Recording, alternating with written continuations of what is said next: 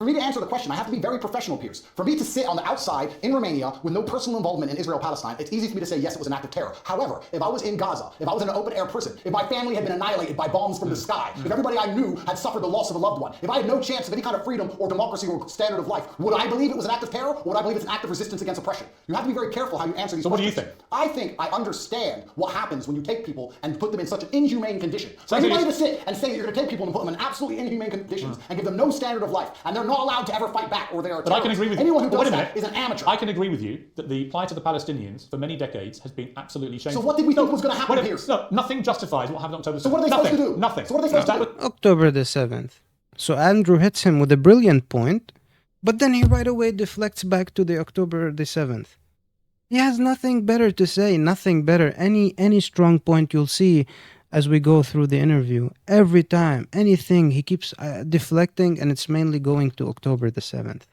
It's just crazy. It was an act of medieval barbaric terrorism. Nothing justifies it. Did they suffer acts of medieval? Did they suffer acts of medieval barbaric terrorism before that date? Yes, and it's unfortunately an eye for an eye in this world. I'm not condoning. I'm being a professional and answering. Give me one example. Give me one example of where Israel, without any provocation, a specific question, went into Gaza and massacred 1,500 innocent people, cutting their heads off, taping and boasting about what they'd done back to their families in Israel, kidnapping Holocaust survivors, they wouldn't of course have done that in America, kidnapping old grandmothers and bringing them back to Israel, kidnapping babies, kidnapping children. Bullshit. When has Israel actually gone in and done something of the scale of October the 7th? There's literally endless examples of that. Give me one. In 24.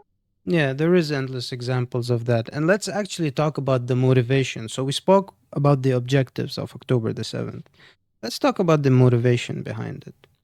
Aside from the fact that Hamas is the main military representative of the Palestinian people at the moment, and the only one with some capability to actually damage the Israeli entity, this pariah monstrosity of a state, they have just been witnessing for the past year the escalation. Like even in mainstream Western media, they reported on how much there has been an escalation in violence in the occupied Palestinian territories, also known as OPT, which is an official American designation, and they don't even mention it in Western media. That's what they're called, because they keep telling you, oh, Israel left Gaza in 2005 and they had elections.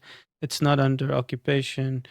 And the West Bank, they have the Palestinian Authority, which, by the way, is just a puppet. Mahmoud Abbas, is a shameful leader, and is just like every other Arab head of state. Like they just serve the Zionist hegemons and their Western allies. They always do this.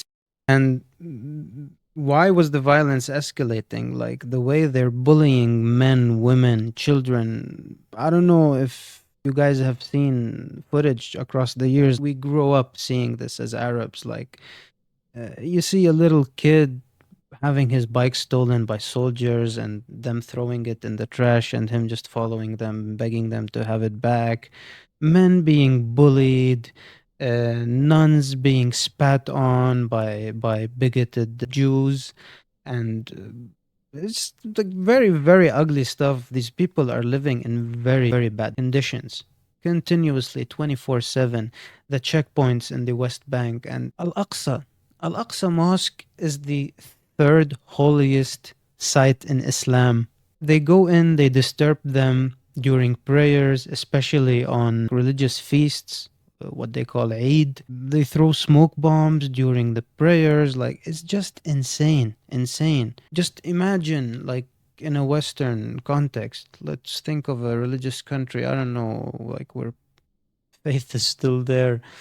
Let's say, I don't know, in some Orthodox country like Bulgaria, or some pockets in Italy where religion is still strong, or Spain, like there's mass on Sunday in a cathedral, and then someone just goes in who hates you for your religious affiliation, and they just start harassing you and throwing smoke bombs and terrorizing you. Mind you, this is the third holiest site in Islam, so it's even like, how do you want them to react?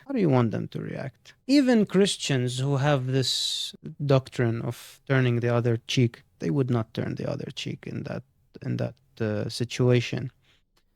So they've been just like a pressure cooker. Aside from all the occupation and the humiliation that they've been put under, Just imagine, like, this year, all what's been happening. Like, what are you like?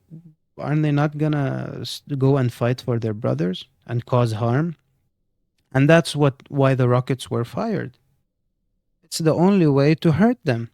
And by the way, something very, very, very important. The word civilian here needs to be dealt with very carefully, because the Israeli population is not a typical population. So they have mandatory military service for people that reach adulthood. And with the exception of the Orthodox, the ultra-religious group that they have, historically they didn't have to serve, but then many people started complaining that no, it's not fair, like they have to contribute, they're taking resources, just benefiting from the country, and we're doing all the soldiering. Yeah, more like prison guard work. Anyway, bloody prison guard work. They introduced to them a 5-year program, so basically everyone is a soldier. Everyone, either active or on reserve. So let's stop kidding ourselves. Doesn't matter if you're in civilian clothing or not on active duty at that moment. You either have blood on your hands, either directly or indirectly. Let's stop. This is not a Western media channel, yeah? I'm just gonna say things as they are. So, yeah, enough said.